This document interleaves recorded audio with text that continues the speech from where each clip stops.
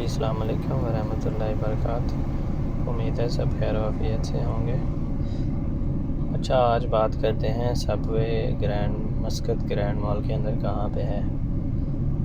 اس کے لیے آپ مین گیٹ سے اندر چلے جائیں، آپ کے سامنے انفارمیشن ڈیسک آئے گا، اس کے آگے جو ہے لفٹ ہے گلاس، اس لفٹ کے اندر جائیں اور ایم فلور دبا کے ایم فلور پہ چلے جائیں۔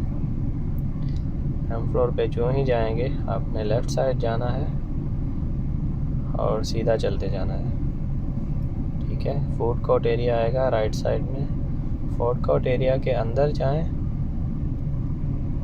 اور رائٹ سائڈ میں دیکھتے جائیں، آپ کو یہ وہاں مل جائے گا سب وے۔ اپنا بہت سارا خیال رکھیے گا، چینل سبسکرائب اور شیئر ضرور کیجیے گا۔